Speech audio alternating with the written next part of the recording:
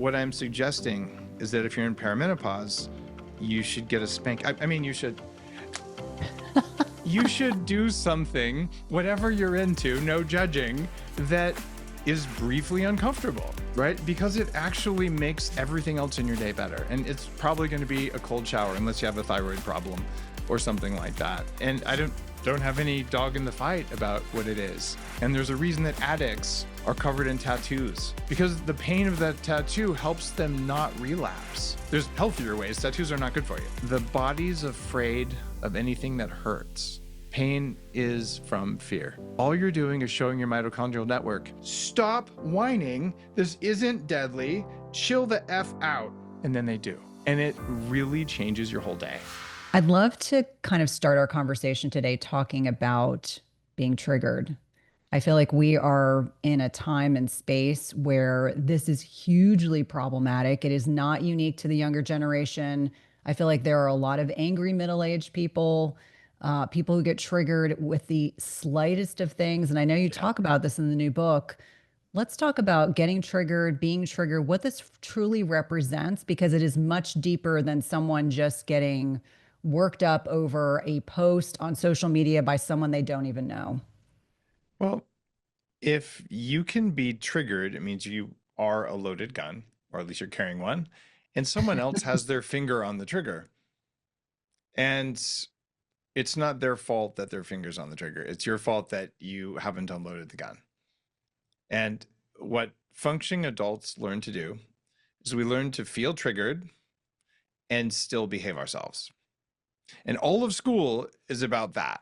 All of the behavioral modification from church and coaching and all that is, whatever, feel a feeling or don't feel it, we don't care, just behave. Problem is, that's a really expensive way to solve problems, right? And if instead of being triggered and behaving yourself, you could actually turn off the source of the trigger, it would free an enormous amount of energy in your life, and you'd be more in charge of how you treat other people and even yourself. And that's what's behind the knowledge in Heavily Meditated.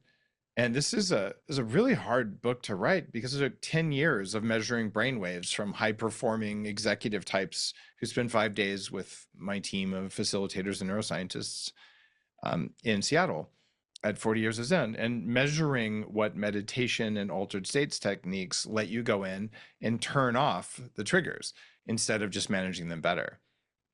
And I like to think of it like if you had your mobile phone and you went into the doctor and you're saying, Doc, man, my phone, these alerts just keep going off all the time. These notifications just popping up.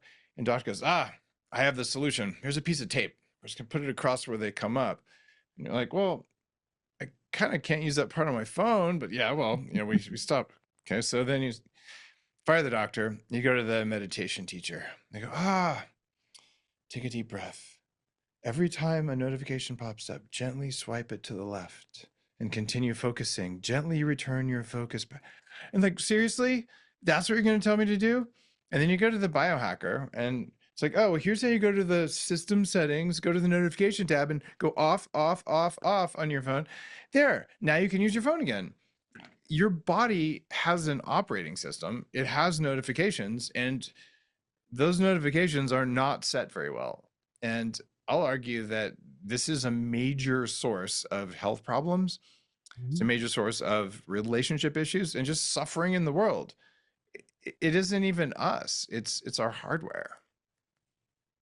And throughout the course of the biohacking movement, I've figured out what is the operating system, like how does life make decisions? And this isn't at all your brain. Getting into the neuroscience side over the last couple of decades, when something happens in the world around you, you don't get a signal in your brain for about a third of a second. So I can clap my hands, and then anyone listening is like, oh, okay, it took a while for the sound to get to me, and then I heard it. Except once the sound got to your body, you didn't get to hear it for a third of a second because your body held on to the signal and decided if it was worth showing it to you and how you were going to feel about it. Right? Like, what? So everything is on a third of a second delay? Yeah, it is. And if you don't believe me, you ever lean against a hot stove accidentally and then you look down and go, Yep, that's pretty hot. I smell a little burning. I guess I should move my hand. Nobody does that. Your hand jerks itself away, and then you say, good thing I moved so fast. But you didn't move. Your hand moved via some other mechanism that's not you. That mechanism is the thing that keeps you safe, as if your brain wasn't in there. And it makes you do all the things you regret. And that means it's not your subconscious. It is actually your body that's getting in the way. And there's a lot of ways to access this, but ultimately meditation and all the other altered states practices from the book, they're about how do you get into these altered states of healing or altered states of high performance where you can do things that you really can't do when you're running the normal program of life. And what I've learned is everything, it doesn't matter if you're a mitochondria, which is just an old bacteria, or you're a blade of grass, or a chipmunk, or a slime mold, or a politician. I put those next to each other for a reason, right? So, or a human. The first thing that your cells are going to respond to, long before your brain gets to know, is fear. These are all F words. If something is scary, and it doesn't matter if it's really actually dangerous, it's just scary, then you need to run away from, kill, or hide. Like, that's just how it works. And you do this before you can think. You go, okay, so that wasn't scary. I still haven't had a chance to think about it though, but your body's going, all right, what's next on the order of importance for life? The next F word is food. Well, wasn't scary. Can I eat it? Because you might run out of energy at any time, right? And then the third F word, all life has to do to stay around for multiple generations. You can imagine what that one is, right? What is it? Begins with an F and ends with a K. Now, fertility doesn't have a K in it. Well, I was thinking of short and like along the lines of F. Oh, fire Yes, truck. You're thinking of fire fire truck, truck. exactly. Yeah. Fire trucks, very important. Yeah, that F word. So those are the things that keep life alive. And Cynthia, every single thing that you've ever done that you're ashamed of is one of those three things. It wasn't you. It was your body trying to stay alive as if your brain wasn't in there. Yeah, yeah. I That's kind mean, of mind blowing. you think about Maslow's hierarchy of needs, like the very basic, everyone Yep. needs these. That's the only way we function as human beings.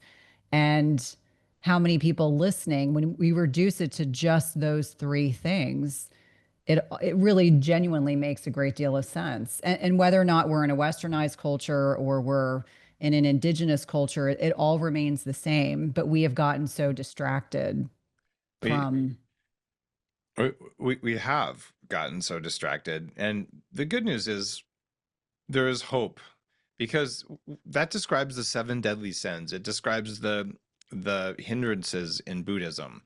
Like, all the negative aspects of ego are there. And it's funny because Heavily Meditated it's a how-to book. It's like, this is what people spend $20,000 to learn how to do to turn off these alerts. Like, I'll teach you how to do it in the book, and it's not going to take $20,000 in 5 days in Seattle.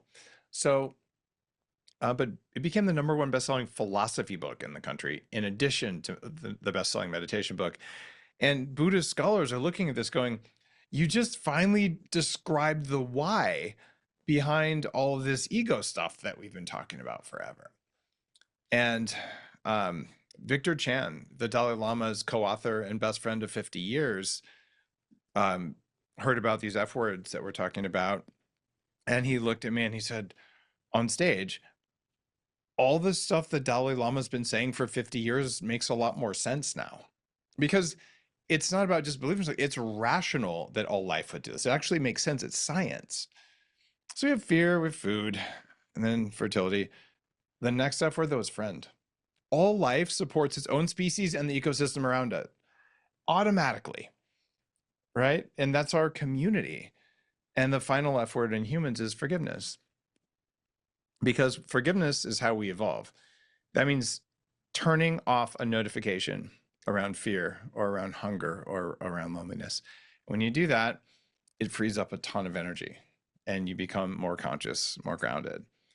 And you and I both know a lot about hunger and fasting and leptin and ghrelin and all that.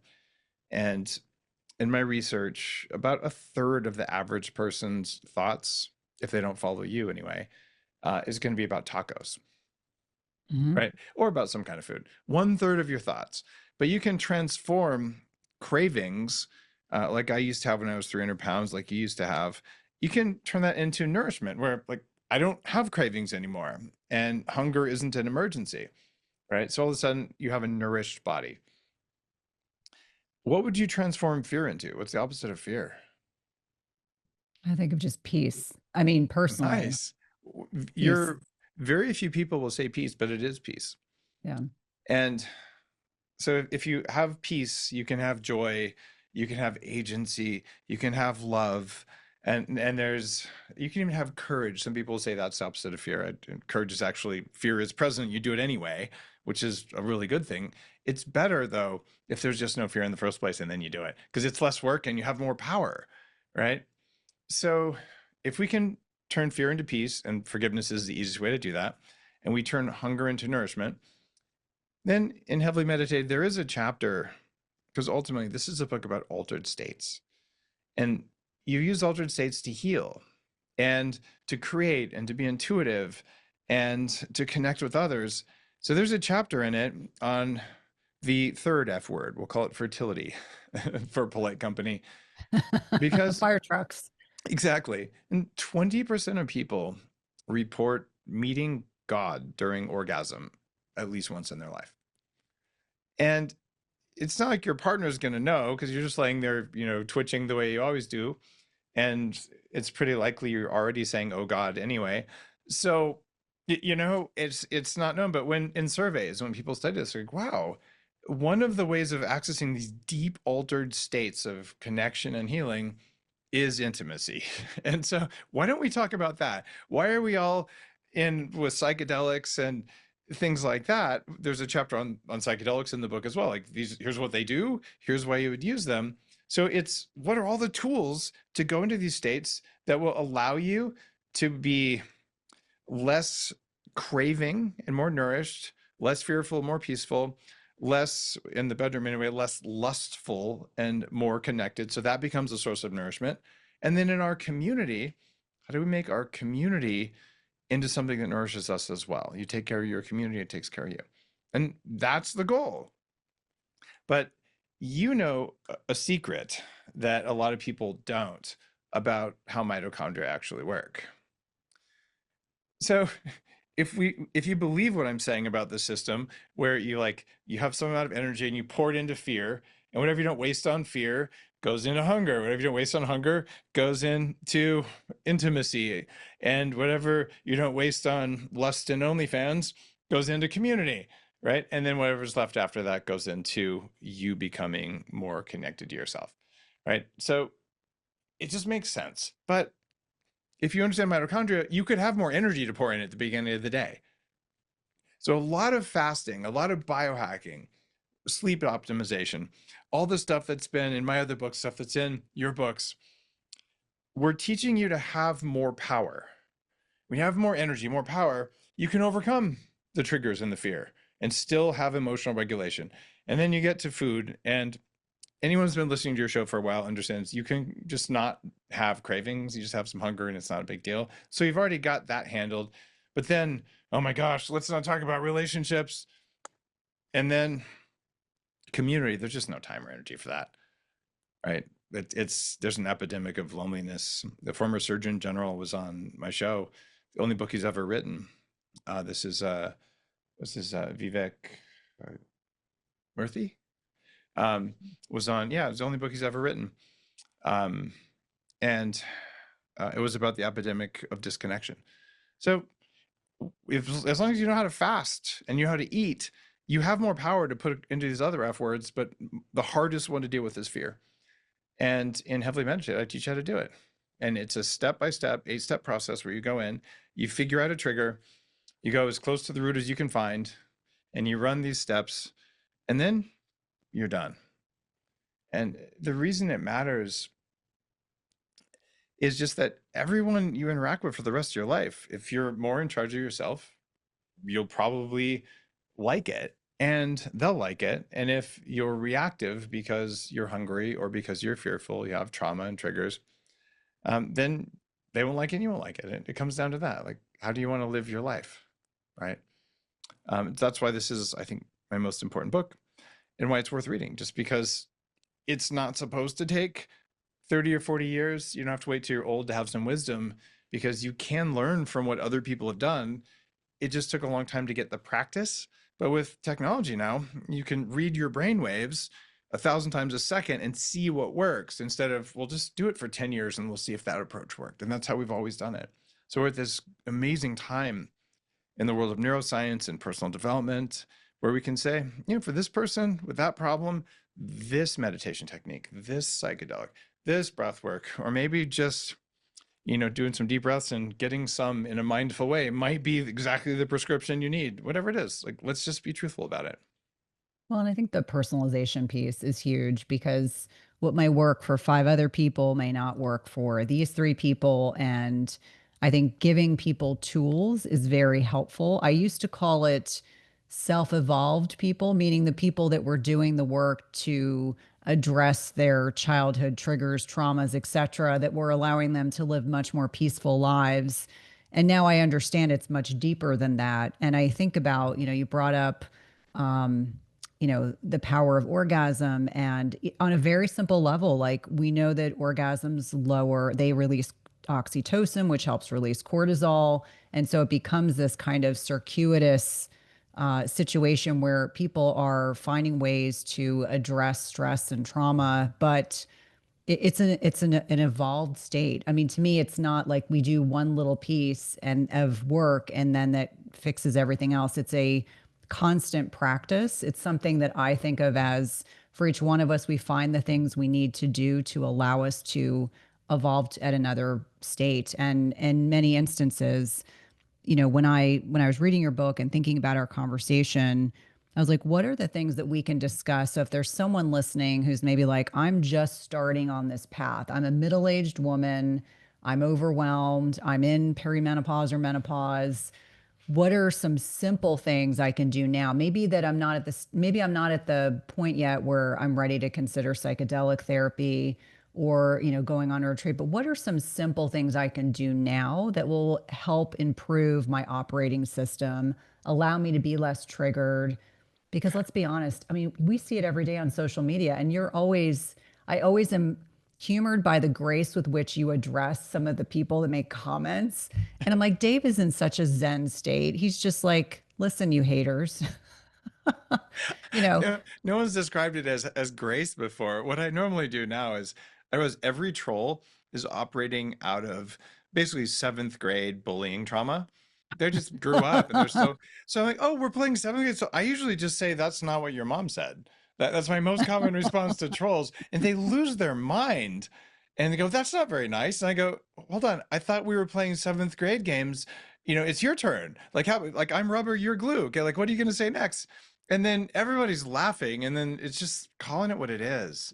Well, I But think it's lighthearted. I think yeah, that's why I say it. You're like, I'm not taking you very seriously, and I'm just going to kind of deflect some of the yeah, nonsense that I'm seeing and prop. It's like a kid kicking the can, back in the when we were all growing up and we kicked yes, cans, like how smart that was. right. And occasionally someone got, injured, but nowadays it's the keyboard warriors. It's the 50-year-old guy living in his mom's basement who's, trolling around trying to make mischief everywhere they go. Oh yeah, and you can have compassion for them too, Exactly. because I mean these are people who never went beyond like 12 years old, and it's like wow, Emotionally. like poor guys. And so the problem is for most of us, when someone criticizes you or even isn't criticizing you but just asks a question, it can still feel like criticism, and that is triggering the first F word, fear. And like, what do Hmm. you mean that's not fear? I didn't like it, they were being disrespectful. But your mitochondria know through 2 billion years that if someone is disrespectful to you, that you could lose status, and you might not be able to have a baby, and you might even get kicked out of the tribe, and then a tiger will eat you. So therefore, you cannot tolerate that. It feels like death.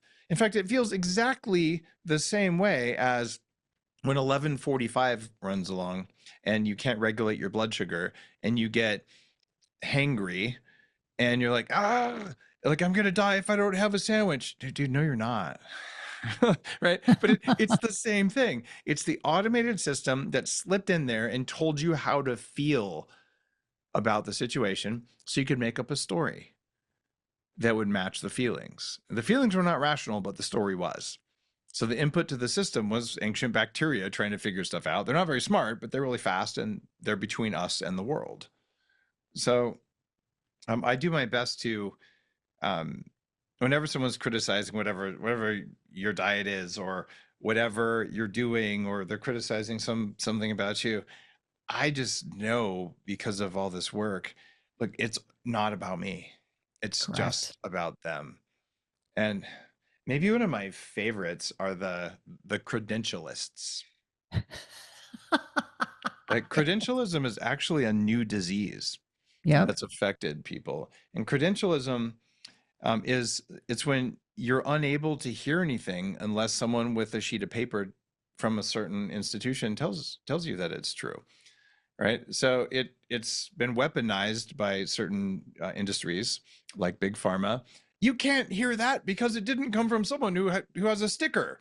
You're like, that's totally weird. But you get some of these guys, like there's one guy out there that's like, I am a PhD nutritionist and all calories are the same. And if I yell loud enough, everyone will believe me. Um, and you see this kind of like health bullying, and everyone who believes calories are all the same, they're universally angry because they're malnourished and they can't regulate their emotions. Like you got to feel compassion for these guys. Like there's this one of them. His name is Biolane. He's always Oh, saying yes. he's always saying stuff about me. So you know what's awesome? You can use code Biolane on my website for True Dark for the glasses to get a discount if you'd like. It's BIOLAYNE. And also, I did a really interesting short video about urine therapy, but it doesn't have a brand, so now I call it Biolane therapy. I'm like, what can you do? Like, you got someone who types in all capital letters and says you're a bad man because you disagree. That is seventh grade. So I couldn't handle that, and heavily meditated. Joe Rogan came after me for 18 months after I was on his show 3 times. And man, I had to really face like the darkness around that. And it wasn't just Joe, you know, you sent 10,000 other trolls to my social media pages. Um, it was really abrupt actually and heavily mentioned. I'm like, well, here's what that did emotionally to me. Here's how you unpack it. Here's how I use the tools in this book to realize that it wasn't the end of the world, because every time Joe Rogan says Dave Asprey is a bad man, I just sell more coffee. It doesn't matter what he said. He figured it out after 18 months and he stopped talking about me. Right. And in fact, then he deleted the episodes with me when he went to Spotify. And I don't care. Like, it doesn't matter. Right. But to get to the place where it's not the bitter, I don't care. It's truly Inner like peace. eh, stuff happens, right? Like this wasn't about me. It never was. Right.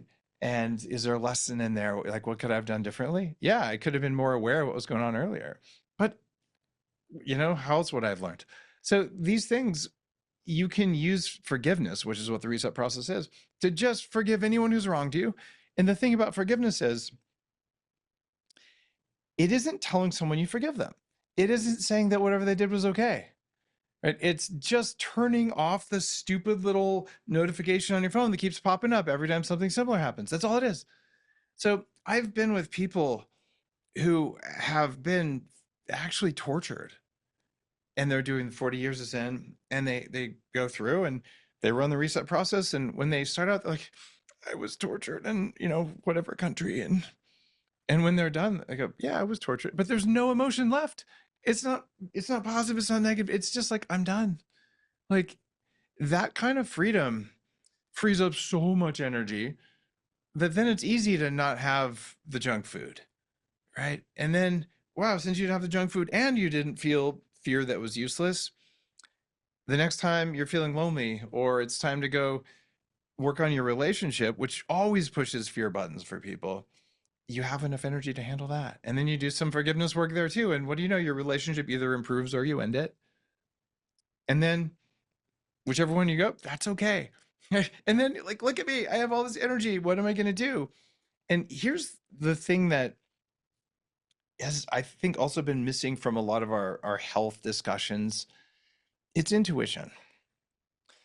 And if I was to say that women have more intuition than men, would you believe me? I would believe you as a female. Absolutely. Wow. So you're like judging men in such a harsh way?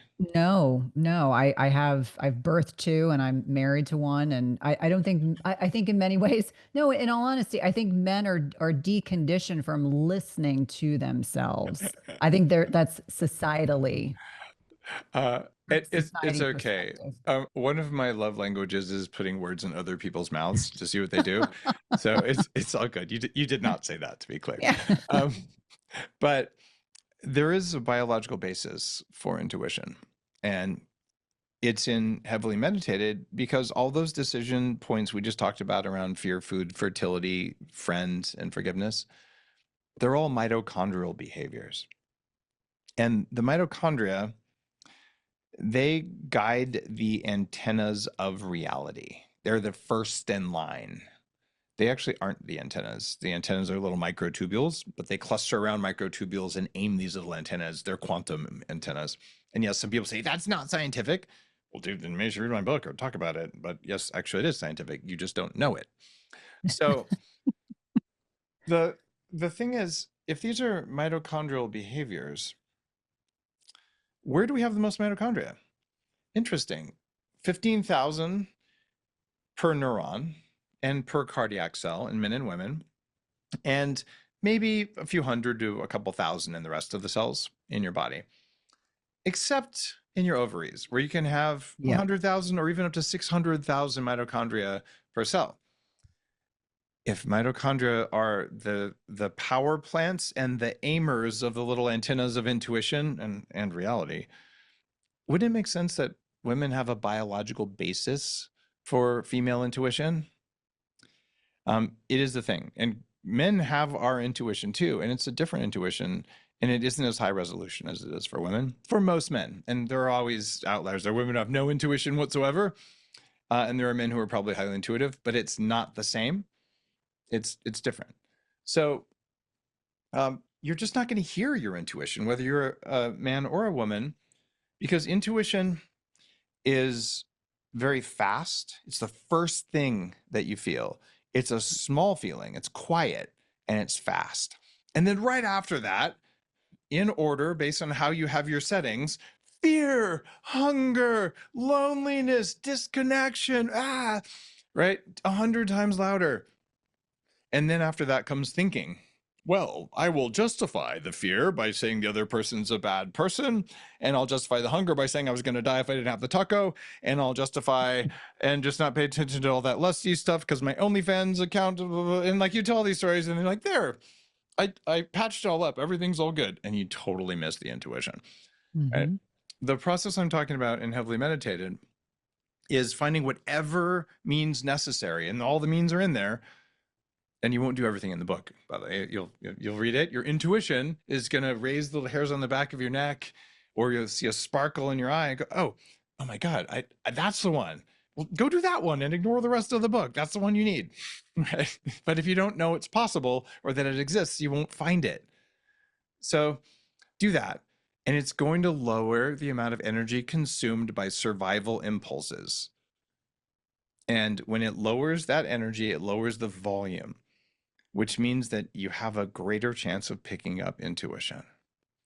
And as an example of how precise intuition can be, I had an experience, actually yesterday. One of my friends is a leader in women's personal development, a well-respected author, and one of my favorite people. I'm just not going to name her because it's some personal stuff. So we're texting, and I'm on an airplane. Okay, this is the realm of intuition, right? And I'm like, let me see if I can tune in on this, just using pure intuition. Um, And I picked up a very precise and unusual form of Japanese art used to repair things by replacing damaged parts with gold. And I texted her, you just pure intuition. I texted her and I said, you used ikigai on that emotional thing. And as I sent that, she was sending, I used ikigai. How did someone sitting on an airplane in the middle of nowhere know that? There's no way that could have happened other than intuition.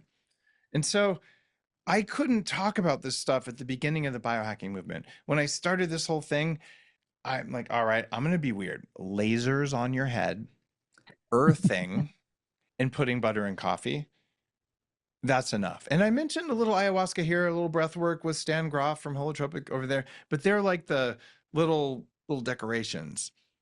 Because if I'd have said all the weird shamanic training, all the stuff I had also done in addition to the hard Western science, no one would have believed it, especially the people who needed it the most. And now, like, show me a CEO or an engineer who doesn't do biohacking, right? And that means the pillars of biohacking, which are around the body, make the body strong enough and energetic enough to do the work. And then the mind, make your brain work well enough, right? But then there's spirit. And between those, there's emotion as well, which is a combination of mind and touching on spirit. So if you can get body, mind, and spirit, I invented those. Those are like ancient Greek and Egyptian things, right? Like those have been around forever. But how do we approach them? What if we just had a little bit of data, right? And you and I think, independently realized fasting, it might be the easiest thing to do because you can get rid of so much hunger and it actually strengthens the body. Right? And then you lose your fear of being hungry. So it even reduces fear. And you're like, oh, great. I got a really good return on investment. And specifically for women in perimenopause, when you apply the tools in heavily meditated, you're going to sit back and go, okay, my intuition works because I know how to eat now. And anyone who's followed your work, I've been working on it for a while, especially women. Women are better biohackers than men. If there's 3 different plates in front of you, if you use your mind, you're going to choose one that you think is good for you.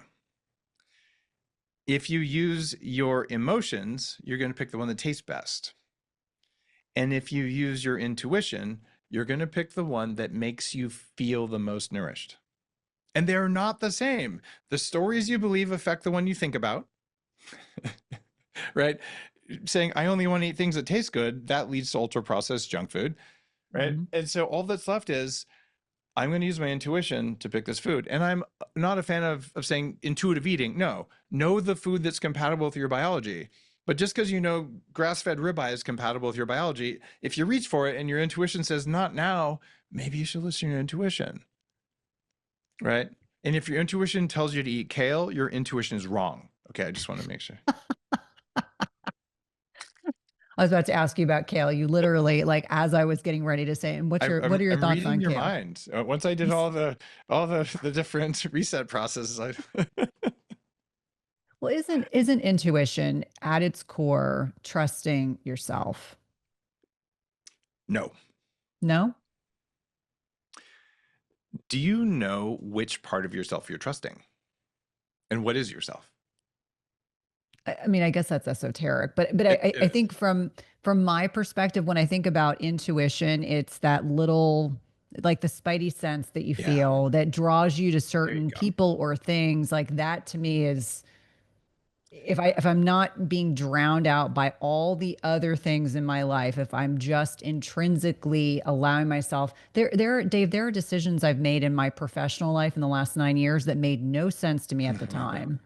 But then after the fact, I'm like, oh, spirit, the universe, God, Mhm. whoever is calling me to look at something in particular, which leads to a lot of other things that head me farther down the path of life. Cynthia, you're not alone there. That's actually how the world works. But people feel silly talking about it, and I love it that you're mentioning that. Um, every year now, in October, I run an event called the Business of Biohacking Conference, and I teach people how to build biohacking businesses like the way I did with Bulletproof, and I'm doing now with the other Danger Coffee, the other ones in my portfolio. And I bring in lots of teachers and just all the people who help me. And I always give a talk about intuition. And what venture capitalists will tell you is, you guys are writing big checks to invest in companies, that a startup will come in and pitch, and then they'll sit down. And if the spreadsheet, the numbers say that they should invest, if they invest, they have no idea if they're going to make money or not. So they don't invest based on that. If their intuition says yes, and the spreadsheet says yes, and they invest, they'll probably make money. If the intuition says yes, and the spreadsheet says no, they make the most money. But if the spreadsheet says yes, and the intuition says no, you'll lose money every time. So it turns out it wasn't about thinking about the numbers. The intuition must be present regardless of the numbers.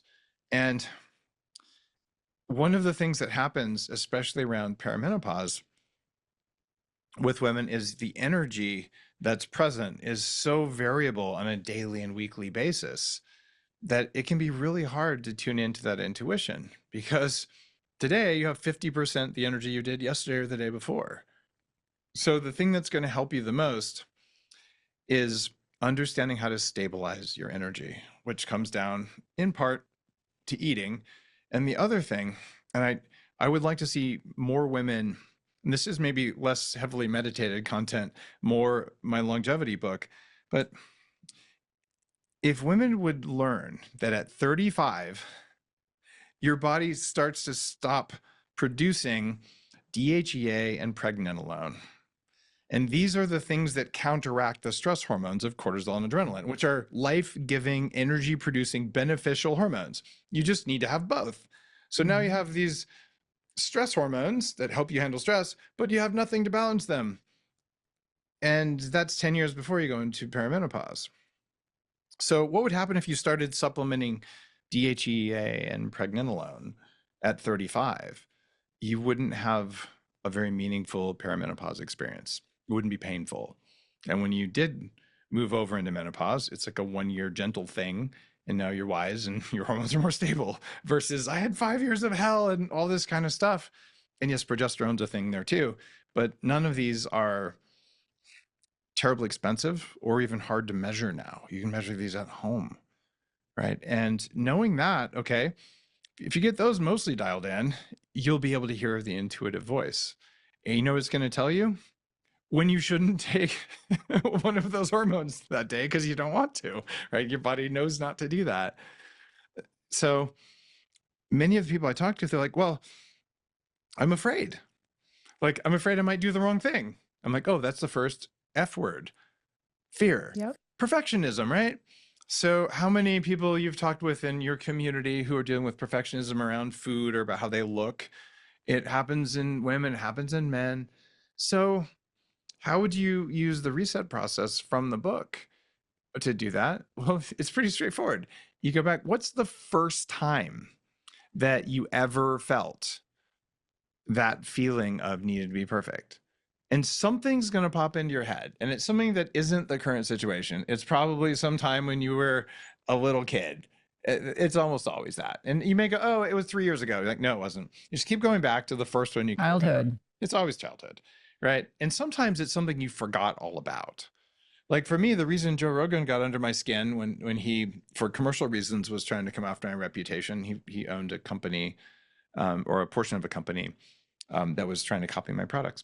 Not a big deal, but it's because of a first grade trauma that I'd experienced. And I just tell the story in the book because it's ridiculous. Like, you know, I tattled on a kid who did something he shouldn't have done, and then he tells the teacher that I did it, so I got punished for what he did. That's injustice. And injustice is a major trauma for adults, especially for entrepreneurs. And if you sit with injustice and get bitter because you did the right thing, got punished for it, man, that doesn't end well. So with perfectionism, it's not that, but it's something from first grade or even before or after. It doesn't matter, something like that. You're going to go through and you're going to run all the steps of the reset process. And when you're done, you don't have any energy behind perfectionism anymore. It just doesn't matter. And I love perfectionism because it's so fun. Like I'll go to a restaurant, like, oh, I'd like a steak. Is it grass fed? Oh yeah, it's grass fed. Oh, is it grass finished? Yes. Is it organic? Uh-huh. Was it raised by monks? Like, yes. Were they left-handed monks? Yes. Were they one-armed left-handed? Like you can never be perfect. That's the definition of Yeah. perfection. There's always another step, right? And I have yet to find left-handed, one-armed, monk-raised, grass-fed, grass-finished organic beef, but I'll try it if I can find it. And I don't care if I ever find it or not, as long as I get most of that stuff most of the time, right? So this is peace. That's the opposite of peace. Okay, did my best. Or even, this is my favorite, I didn't do my best. I just did good enough because I had other stuff to do, right? That is a place of power. That's a place of peace. And especially if you're a parent, we were talking about, our kids a little bit before we started recording, and man, you know, you just do what you think is right. It doesn't even have to be your best. And if your standard is I do my best at everything I do, dude, you're so wasting your life. Yeah. Like I'm sure I could have like wiped the counters in my kitchen even better than I did the last time I did it. I didn't do my best. Oh my gosh, I'm a bad person. No. So this is around self-forgiveness. That final F word, forgiveness, the hardest part. And I teach you how to do this in Heavily Mentored. It's forgiving yourself. And for a lot of people going into these states, that reset process works for everything. But to feel this sense of awe and gratitude and beauty that is the antidote to fear, it can be really helpful to have a psychedelic journey. It can be helpful to do a breath workshop. And there's 3 different kinds of breath work, 3 buckets that I talk about in Heavily Meditated. There's the grounding, calming breath work. There's breath work just to energize you and get you some focus, and breath work to trip balls, like the kind that's designed to replace LSD, right? So when people say you should do some breath work, did you know which kind? And then people say, well, you should meditate. There's hundreds, actually, there's thousands of kinds of meditation. And one thing that drives me crazy, 98% of people have been involved in agriculture for the last few thousand years. But what about the other 2%? They're hunters and warriors. Now, if you have that kind of energy, and here's a meditation. If a hunter does farmer meditation, they will hate their life and fall asleep. And if a farmer does a hunter meditation, they'll just freak out and hate their life. So, oh my gosh, you mean you have to match your meditation to your desired results and to your energy? Yes, you do. And that's why I go through those types in the book. But most meditation works better with breath work, and it works better with somatic experience. Like, what does it feel like in the body? And when you do those things, and maybe you do the other practices in the book, there's one that you might like that's brand new in the world of biohacking. And the chapter is called Go Spank Yourself. And it is the technique is called bicep. It's not the bicep on your arm. It's brief, intentional, conscious exposure to pain. Like, what? Well, I remember hearing in 7th grade about how monks would whip themselves, they would flog themselves. And I asked my teacher why. Well, because they're such sinners. I'm like, that's dark. And then they'd say, well, and the yogis lay on beds of nails. I'm like, why? To show they're good yogis. Now, because yogis are competing with each other. Yeah, that's why. Well, maybe there's a reason. And why do Texans eat jalapenos? And why do biohackers get in really cold water or take a cold shower? It's all the same thing. If you do something that is painful but not damaging for 1 to 3 minutes a day, it resets the sensitivity of your dopamine receptors. So they're about 250% more receptive to dopamine. And what dopamine does is it motivates you to work towards something that matters. It doesn't give you any reward for getting it. It just rewards you to work for it. So the reason the monk was flogging himself It took less mitochondrial energy and less willpower to be a good monk. And the same for the yogi, the same for the biohacker. So what I'm suggesting is that if you're in perimenopause, you should get a spank. I mean, you should do something, whatever you're into, no judging, that is briefly uncomfortable, right? Because it actually makes everything else in your day better. And it's probably going to be a cold shower unless you have a thyroid problem or something like that. And I don't have any dog in the fight about what it is, but there's a reason that people actually do get spankings. And there's a reason that addicts are covered in tattoos, because the pain of that tattoo helps them not relapse. There's healthier ways. Tattoos are not good for you, right? But this is why we have these counterintuitive things like that. And really, if you think about that through the lens of the F words from Heavily Meditated, the body's afraid of anything that hurts. Pain is from fear. All you're doing is showing your mitochondrial network, hey, you little bitches, stop whining. This isn't deadly. Chill the F out. And then they do. And it really changes your whole day. Yeah, it's so interesting because I think we are conditioned as a society to avoid pain in every facet of our lives. And yet, what you're encouraging people to do is to consider that, discomfort actually leads to, not only healthier mitochondria, but resetting those dopamine receptors, which are just inundated. I just think about, I'm trying, as an example, I'm trying to grow my following on TikTok. And so what does that app do? It rewards you for integrating with it. I will put a timer on. So I'm only, 10, 15 minutes, but I can see where people get addicted to the dopamine release that they're getting as they are interacting with social media. And so I would invite listeners to consider that these are ways that we can upgrade our health in ways that are sustainable. We're not talking about, we're not saying you have to go out and self-flagellate, but there are small ways that we can introduce a little bit of discomfort that is actually going to make us stronger and more resilient.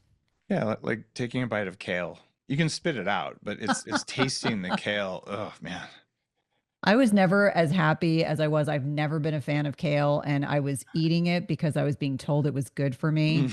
And when I stopped making myself eat kale, I was much happier. It's really funny. No one intuitively eats kale. No, And then now my I see mother. people who are like, but I like kale. And I'm like, no, you don't. My You mother like does. you like fried stuff with maple syrup and nuts and bacon on it is what you like. So just eat the nuts and bacon and ditch the kale and you'll be happier. And then their gut stops hurting. So it's one of those things where I always use it as a joke, but the intuition really matters. And then my practice, for whatever reason, starting in my 20s, if I was afraid of something that wasn't dangerous, I made myself go do it, whatever it was. Like the more aversion I had, I'm like, I have to try it because I don't know if I'll like it.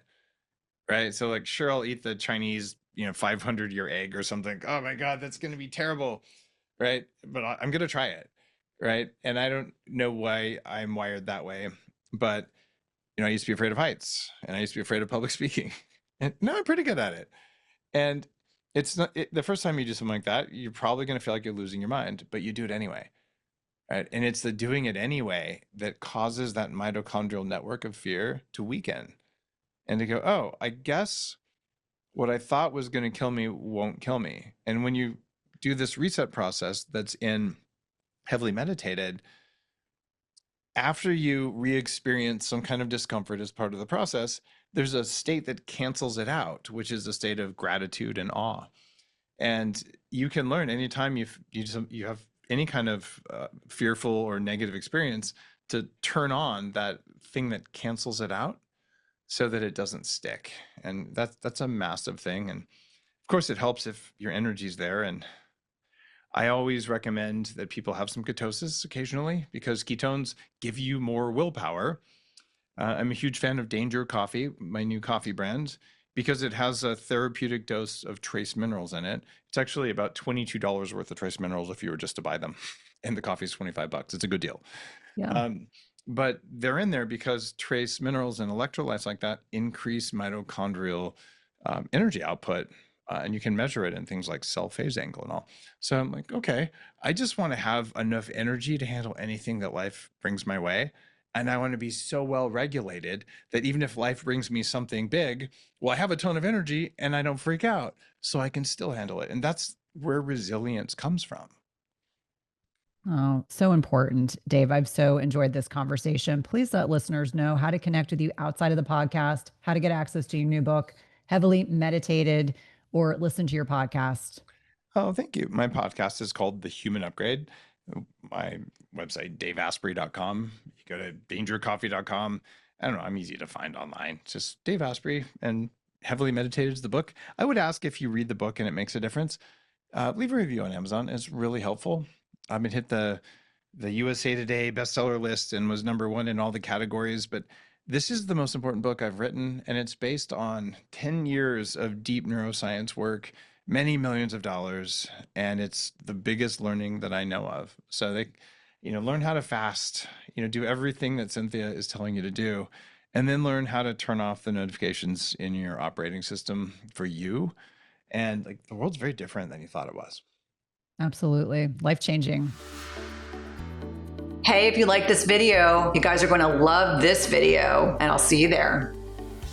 If you look at type 2 diabetes, which is one of the big problems, you see that it sort of lags the obesity epidemic. So as that gets worse, then diabetes gets worse, but it doesn't sort of turn around right away.